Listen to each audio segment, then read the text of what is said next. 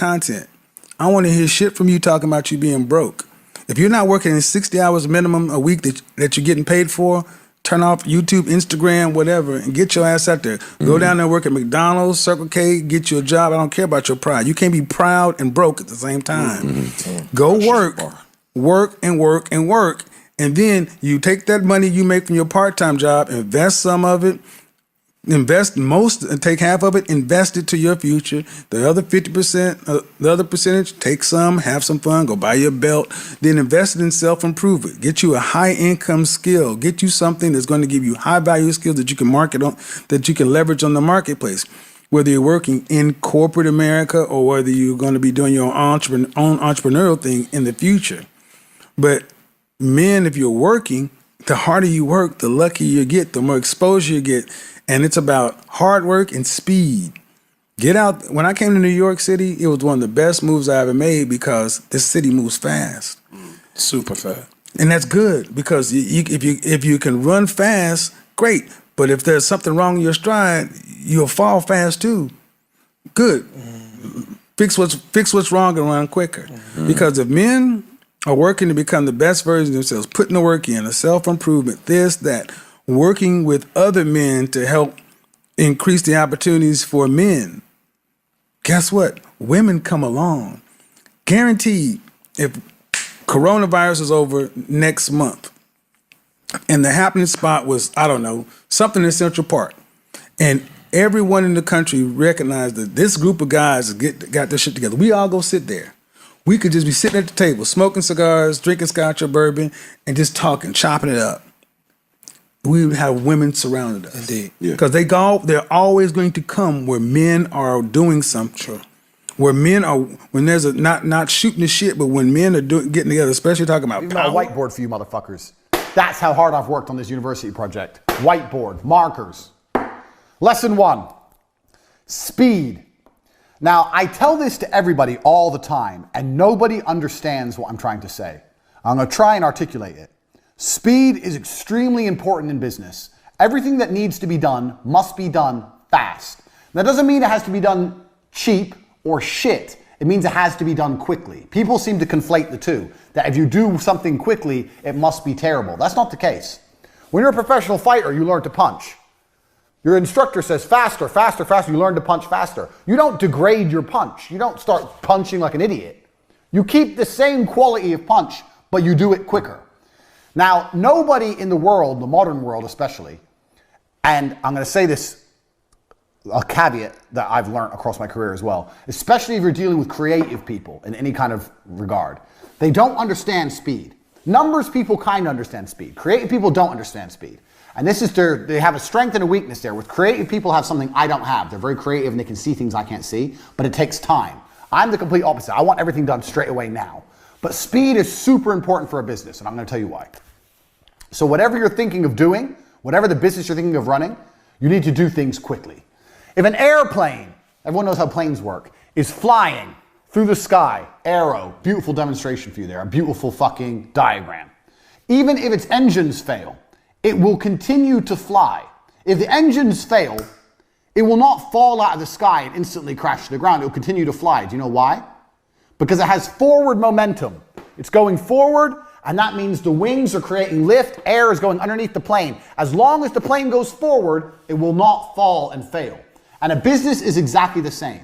The key with business is to make sure you're always moving forward, always producing content, and always doing everything you can as quickly as possible while maintaining the quality. Do not conflate quality with speed. You can do the same. If you have an idea right now and you have someone you're working with, let's say you need a new website. You tell the company it's going to take 2 weeks. No, it's not going to take 2 weeks. It's going to take 3 days. We're going to find someone else. We can't do it in 3 days. I'll find someone who can. You can build a good website in 3 days. People have unrealistic, stupid time frames. Everyone thinks things take forever. Things don't take forever. Things can be done quickly. I know, because I've done it. I've pushed people or done it myself and seen what's going to be done. Do you know what I could do in 2 weeks? Me, as a man who knows nothing about web design, in 2 weeks, I could learn web design and build a website. And I know nothing. So how the fuck can you, the guy who knows websites, take 2 weeks to build a fucking website? It's garbage. Everyone is slow. And being slow is deadly to a company for 2 reasons. One, The faster you get things online, the faster you start making money. Now, if you make money today because you were in a rush, let's say you quickly push and you get it online today and you make money. That's one universe. And another universe where it takes a week and you get it online. That week of making money is gone. That money is lost. The longer it takes to get something online, the less money you're going to make as a whole. If I start a company today to the end of my life and start a company next month to the end of my life, the one I start today has been running longer. It's going to generate more money. The quicker things are done, the quicker money is made. It's as simple as that. That's starting a company. Even if a company is already online, speed is super important once again. I'll give you an example. Let's say, producing an advert. The faster you produce an advert, the faster it's out, the faster you get results. If you do it quick enough, you might be able to produce 2 adverts in the time that other people take to produce 1. Now you have double the advertising that other people have. Speed. You have to attack and you have to move quickly. When I talk to people, people say to me all the time, I have a business idea. I'll say, okay, cool. A week later, I'll say, how's your business? They go, what business? You have an idea and it's been a week. Where's your fucking company? Where's your business? It's been a week, you ain't done shit. People are lazy, people are slow, people are complacent, including you. Everything must happen instantly, quickly, fast, speed, attack. Hitler conquered Europe with blitzkrieg. You need to go quickly. I cannot emphasize this enough. Lesson 1, speed is important. Nothing can be slow. I'll tell you another quick story about this lesson. I used to run a company, so you're going to find out about a whole bunch of companies I ran and I've run in my time during this presentation. So my work history is long and varied, but I'll give it to you a very short version. There was a job selling television advertising that required a degree in marketing to sell TV advertising packages. It was cold calling. This is a long time ago. I was 13 years ago, before email was a thing. You'd get on the phone, you'd call people up, marketing manager, hi, my name's Andrew Tate, I'm calling from TriStar Television, I'm interested in da-da-da-da, are you interested in putting your brand on TV, blah, blah, blah. Old school sales, which anyone, if you've not done a sales job and if you are going to look for a job, do a sales job. Because once you learn to sell, you're going to be all right. And you're always going to be looked after by the company because you bring the money in. They're going to give you a nice car, a nice office, whatever. So anyway, I went to apply for this job. They said I needed a degree. I said, I don't need a degree. They're like, why didn't you go to university? I said, because I ain't got 4 years to waste in school. I'd rather get 4 years of experience out here working jobs. I'd rather have real experience and money in my pocket and learn the hard way than go to some school and sit around and drink alcohol and do drugs like all these other university graduates are. I'll work for free for 1 week. And if you don't think I'm good, don't give me the job. That's what I said. I worked for free for a week and they gave me the job because I'm a G. So there you go. That proves how pointless uni is. I got the job above all the graduates because I was prepared to do 1 week's free work. Well, it's better to do 1 week's free work than 4 years free work while paying money to go. The fuck is that? Waste of time. So I got this job at TriStar. I'm there. I break the company sales record in the first month. How? Because I was just on the phone. Hard work. Just calling. I would call everyone. Everyone in the office would laugh at me because we were a real small business. We were really small in terms of television advertising standards. And I would call the companies like McDonald's, like the huge companies that we never stood a chance of getting a deal with in a million years. I'd call everyone, tenacious. I'd get the newspaper and go through it. Anyone who put an advert in, that means they had an advertising budget, means they had a marketing manager, call them. So I broke the company record. In the first month, I landed 3 40 grand deals, 120 grand I brought in, 10% turnover, 10% commission, 12 grand for me. I was 20, got 12 grand. I've never had this kind of money in my fucking life. I couldn't believe it. Him and I were having a conversation together. I met him 17 years ago. Then I met him again at an event. We were both speaking. I'm like, hey, wait a minute. Didn't I hear you speak 17 years ago? Yes, boom. Anyways, he messages me, comes in, brings a gift. It's up there somewhere. He gave me a nice little helmet for a pilot. And we're talking. I said, so where are you at right now? What phase are you? He said, well, I'm kind of going through this decision I got to make right now. So you got to make that decision? Yes. I'm like, man, this is a tough time because I'm running a BPW, business planning workshop. 12 hours I'm speaking, maybe more is what I'm speaking at that night, the following day. And I say, I got podcasts, I got this, I got that, I got this, I got a board call, I got a board. Psh. Tomorrow night, what do you got going on? Nothing. Come to the house. He comes to the house tomorrow night. Yes, drives up. We come to the house, him and his partner. We're together till 9 o'clock at night. Then I send one of my guys to show him the other studio. We stay there, we talk.